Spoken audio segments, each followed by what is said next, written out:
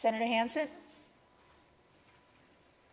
Thank you, Madam President. I don't know if we're going to address this in this special session or not, but I've had a tremendous amount of concern expressed to me by the business community over the way the whole COVID situation has been being handled by the executive branch of government here.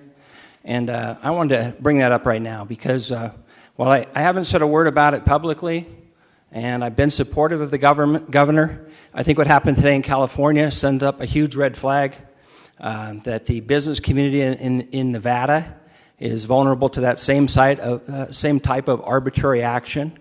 And I want to make sure that at some point this body addresses this. Because I'll tell you an experience I had. A certain assemblywoman and I went to dinner the other day in a local business, local restaurant.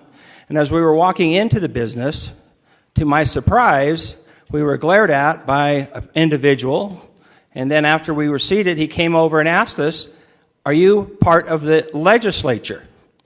And when I expressed I was, he started to say something, and I said, "Well, by the way, we're big supporters of business, and we think you guys should be allowed to make more decisions." And he said, "Well, I'm glad you said that, because I was going to ask you to leave my restaurant."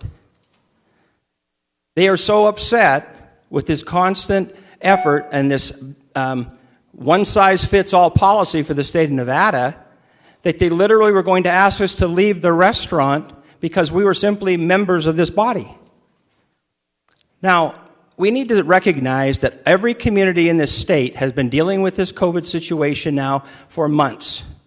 And we need to also recognize that these have locally elected officials, local bodies of people who know how to deal with these things. We are talking about grown-ups running businesses who are in contact day to day with their elected officials, and the elected officials mingle and live among them, yet they have absolutely no authority to make decisions that need to be made in their own local communities. Another practice that I've been made aware of, which is extremely disturbing to me, has been either the governor or his staff has actually been calling mayors of our cities and county commissioners and threatening to withhold funds if they don't comply fully in those communities with his orders. And to me, that is absolutely dictatorial and wrong. Now, we are in a special session. We are the lawmaking body of this state, and I am hoping that during this special session, we will address this very specific, huge problem. And I was driving by, when I went home last night, we went by the GSR, and we went by the Nugget, and those parking lots are full. People are anxious to be able to get out and participate in our economy today. And I think everybody in this room, as we look at this budget situation, I hope recognizes that there is a total 100% relationship between the health of our business community and the tax revenues for our state.